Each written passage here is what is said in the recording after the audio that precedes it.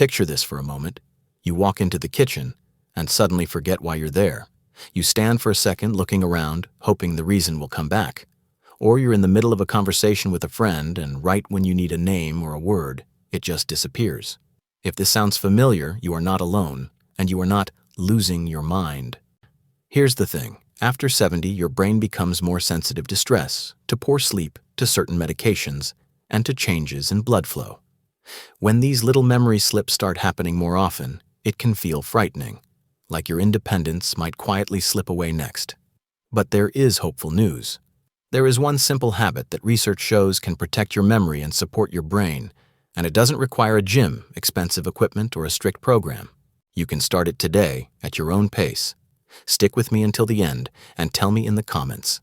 Have you ever walked into a room and forgotten why? You will be amazed how many people say, yes. Why memory declines. After 70. Let's start with why this even happens. As we age, 3 big things often change. First, blood flow to the brain usually slows down. Your brain is like a busy city. It needs a constant flow of oxygen and nutrients. When circulation slows, certain areas, especially the memory centers, don't work as sharply as they used to. Second, stress hormones like cortisol tend to stay higher for longer. Worrying about health, finances, family, or simply getting older can keep your body in a low-level stress mode. Over time, that stress can affect the parts of the brain that handle memory and focus. Third, sleep quality usually declines. Maybe you fall asleep in front of the television but wake up at 3 a.m. Maybe you sleep lightly, wake often to use the bathroom, or struggle to fall back asleep. Deep, restful sleep is when the brain files away memories. Without enough of it, details slip through the cracks. Add in common medicines, blood pressure problems, diabetes, or long periods of sitting, and your brain is quietly working with less fuel than it needs. The good news? Even gentle movement can help restore some of that blood flow, reduce stress hormones, support deeper sleep, and wake up your brain's wiring. And that's where our one life-changing habit comes in. Habit number 1, the memory walk. Here's where it gets interesting. Walking, a simple, everyday activity, has been shown in many studies to help protect thinking and memory in older adults. You don't need to power walk. You don't need to sweat buckets. The key is consistent, gentle movement that gets your heart beating a little faster than resting and sends fresh blood to your brain. Think of your walk as your memory walk. Your goal is not to burn calories. Your goal is to feed your brain.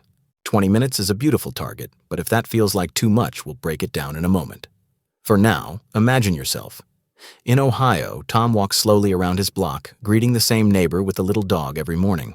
In Yorkshire, Margaret strolls up to the local shop, picks up a newspaper, and walks back home. In Melbourne, Nora circles her garden path, watering plants as she goes, taking in the fresh air.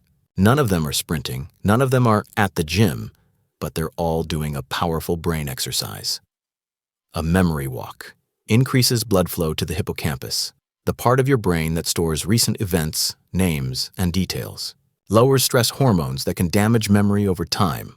Helps you sleep better that night so your brain can process and store memories more effectively. And here's a mythbuster. Many people think that doing crossword puzzles or brain games alone is enough to protect memory. Those activities are helpful, but research shows that when you combine thinking with movement, the benefits can be even stronger. Your walk becomes a workout for both your body and your brain. Quick note before we break it down. If you're finding this helpful so far, give the video a quick like. It tells YouTube this topic matters and helps more seniors find this information. Habit number 2, the 5 to 5 to 10 routine. Now, you might be thinking, 20 minutes sounds like a lot. I get tired. My knees hurt. I haven't walked regularly in years. That's completely understandable. So let's make it more manageable with a simple structure I call the 5-5-10 routine. Step 1, 5 minutes of gentle warm-up walking. Start right where you are, indoors, down your hallway, in your driveway, or up and down your garden path. Your only goal is to get your body moving. Take small, comfortable steps. Swing your arms lightly. Notice your breathing, but don't force it. Step 2, 5 minutes of easy stretches. After 5 minutes, stop and do a few standing stretches, holding onto a chair or countertop if needed. Gently roll your shoulders forward and backward. Slowly turn your head side to side like you're saying no in slow motion. Stretch your arms up toward the ceiling or sky as far as is comfortable, then relax them down. If your balance allows, rise up on your toes, then gently lower your heels. These movements loosen stiff joints, improve circulation, and tell your body, we're awake, we're moving today. Step 3. 10 minutes of comfortable pacing. Now, return to walking, but keep it at a pace where you can still speak in full sentences. You might walk around your home, your garden, up and down your street, or in a nearby park or shopping center. If 10 minutes feels too long, break it into 2 5-minute segments with a brief rest in between. That still counts. The magic is not perfection, it's consistency. When you do 5 to 10 most days of the week, your brain begins to get a reliable supply of fresh blood, oxygen, and nutrients. You'll be surprised how easy this becomes after a week or two. Many people report that they feel clearer, calmer, and more awake on the days they do their memory walk compared to the days they skip it. As you walk, you might quietly say to yourself, I'm doing this for my brain. I'm doing this to stay independent. I'm doing this so I can remember the moments that matter. Habit number 3, the name and number brain game. Now let's turn your memory walk into a brain training session as well. While you're walking, or even while you're sitting, you can play a simple game I call the name and number brain game. It's free, it's easy, and you can adjust it to your level. Choose one of these challenges. 3 names. Game. Think of 3 people from your past, school friends, neighbors, coworkers, or cousins. Say their names slowly in your mind or out loud: David, Susan, Michael. Walk a little, then try to repeat the names in the same order. If that's easy, add a 4th name. 5 places. Game. Think of 5 places you've visited in your life: cities, beaches, villages, or landmarks. For example, London, Sydney, New York, the Lake District, the Gold Coast. See if you can recall them in order. If that's easy, try saying them backward. Old number game. Think of an old phone number, a house number, or your school year. Try to remember it, then repeat it to yourself. If that's too challenging, start with just your current phone number or a grandchild's birthday.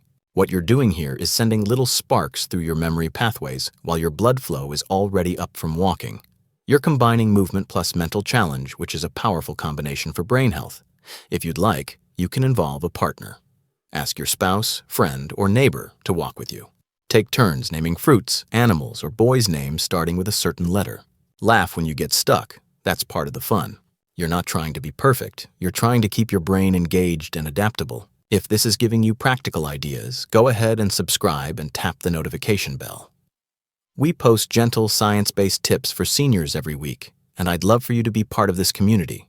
And now, let's talk about something most people completely ignore, but that quietly affects memory every single day. Habit number 4, hydration for brain flow.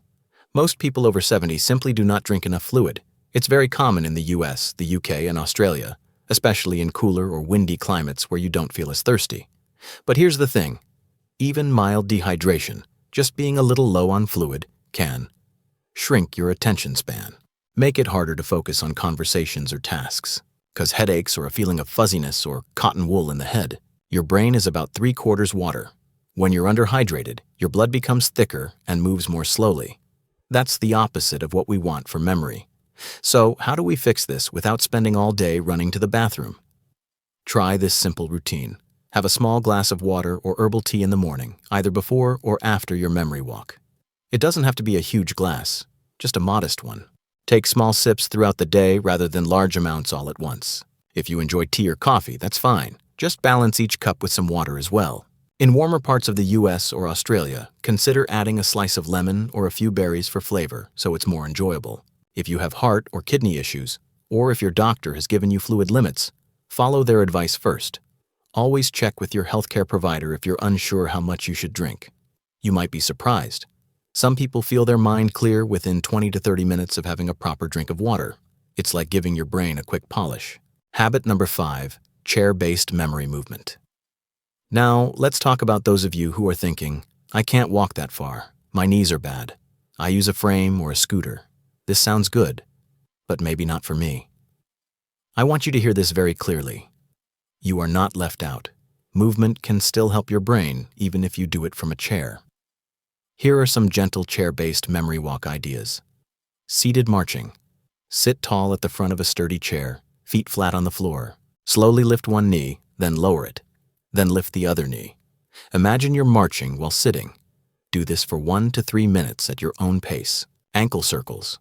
Lift one foot slightly off the floor and slowly circle your ankle. 5 circles one way, 5 the other way. Then switch sides. This improves blood flow to your lower legs and up to your brain. Torso twist. With your hands resting gently on your thighs, slowly turn your upper body to the right as far as is comfortable, then back to center, then to the left. Keep your hips facing forward. This wakes up your spine and core muscles. Arm reaches. Reach one arm forward like you're trying to touch a shelf, then bring it back. Then the other arm. If comfortable, reach slightly upward, as if changing a light bulb. Do these movements for a total of 10 to 15 minutes, resting whenever you need to. Breathe slowly and steadily. While you move, you can still play the name and number brain game, recalling names, places, or numbers, or simply counting backwards from 50. Remember, it's the movement that matters, not the number of steps on a device. Every small movement is a message to your brain saying, stay alive, stay active, keep connecting. Habit number 6, morning light for mental clarity. Our last habit is one almost nobody talks about, but it has a quiet, powerful effect on memory. Morning light. Inside your brain is a clock, a tiny cluster of cells that tells your body when to be awake and when to be sleepy. As we age, that clock can drift, especially if we spend most of our time indoors, with curtains closed or lights on at odd hours. Natural morning light, whether it's bright sunshine in Queensland or a softer glow in an English winter, helps reset that internal clock. When your body clock is in sync, you sleep more deeply at night, feel more alert during the day, think more clearly, and remember more easily. You don't need to sunbathe or get hot. Simply step outside your front door, onto a balcony, into your garden, or near a bright window. Spend 2 to 5 minutes looking out at the sky, the trees, the street, or the garden, without staring directly at the sun. Combine it with your memory walk or your morning tea. You might quietly say, "Good morning" to your day, feel the air on your face, and know that you're doing something gentle and powerful for your brain. Over time, this simple ritual can help stabilize your sleep, which is one of the best gifts you can give your memory. So let's bring it all together. After 70, it's normal to notice a few more memory slips, but it's not hopeless, and it's not all downhill. You've just learned one powerful daily habit, the memory walk, and several ways to make it work for you. Using the 5 to 5-10 routine to keep it manageable.